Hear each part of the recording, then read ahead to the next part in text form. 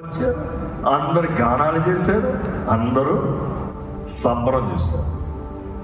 ఈరోజు ఎలాగైపోయిందంటే రెండు రకాల క్రైస్తవం అయిపోయింది. ఒకటి, అసలు క్రిస్మస్ అంటే పండగ, క్రిస్మస్ అంతా నాకు కొత్త బట్టలు, నాకు తిండి, నా ఇల్లు శుభ్రత, నా ఇల్లు వైట్ వాష్, అదొక ట్రెడిషన్ అయిపోయింది. ఇల్లు సున్నం కొట్టేది ఎప్పుడంట? సంవత్సరానికి క్రిస్మస్ వస్తే. సో క్రిస్మస్ సాట్లు ఇంట్లో మొత్తం బిల్లులు చిరిగిపోతాయంట. సున్నాలు పట్టాలి, గడ్డలు మార్చాలి, అవి చెయ్యాలి, ఇవి చెయ్యాలి. ఆ పనుల్లోనే మమ్మరం ఉంటారు, క్రీస్తుని మర్చిపోతారు. లెట్ ఇట్ నాట్ బి ఈ కాబోదు. దేవుడు నన్ను విడిచిపెట్టాడు, దేవుడు మర్చిపోయాడు రాను.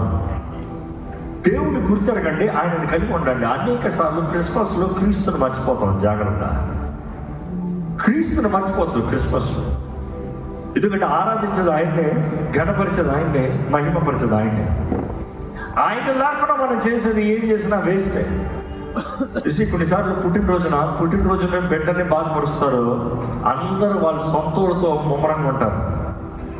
ఒకసారి ఒకటి జరిగింది నిజ సంగతి. ఏంటంటే, ఒక బేబీ ఫస్ట్ బర్త్డేకి వేరే దేశంలో, could be London or US, I don't remember, but then ఆ దేశంలో అందరిని ఆహ్వానించారంట. అది చలికాలం అంట. ఈ డిసెంబర్ చలికాలంలో ఆ బిడ్డ పుట్టినరోజుకి అందరూ వచ్చారంట. వచ్చినప్పుడు వాళ్ళందరూ పెద్ద పెద్ద కోట్లు వేసుకుని వస్తారు చలికి. ఆ కోట్ హ్యాంగర్ ఫుల్ అయిపోయిన దానికి అందరు కోట్లు తీసి ఇక్కడ పక్కన పెట్టుకుని ఎవరో ఒకటి ఇక్కడ పక్కన వేసారంట. పక్కకి వేసిన దాని నుంచి అందరు పక్కకి వేసి అక్కడికి కోట్లు వేసారు కదా, మొత్తం పైలప్ చేశారంట. ఇంకా అందరు ఎవరికి వారు మాట్లాడుకుంటా, ఎవరెవరు పార్టీ చేసుకుంటా, ఎవరెవరు వైన్ తాగుకుంటా, ఎవరెవరు పండగ చేసుకుంటా, ఇంకా అయిపోయే టైంకి కేక్ కట్ చేద్దాం, పిల్లోడిని తీసుకొద్దాం అన్నారంట. అప్పుడు వెతుకుతున్నారంట, పిల్లోడెక్కడ అంత నిజంతో పిల్లోడు కనబడుతున్నాడంట. ఎక్కడున్నాడంట? ఎవడో ఒకడు ఏదో ఒక భ్రమలో పక్కకి వేసాడు. పక్కోడు ఇక్కడ ఎందుకు వేసాడని చూడలే, అక్కడ ముచ్చట్లు పెట్టుకుంటా. And they actually made the child die. That is the truth. గడ్డ చనిపోయాడంట.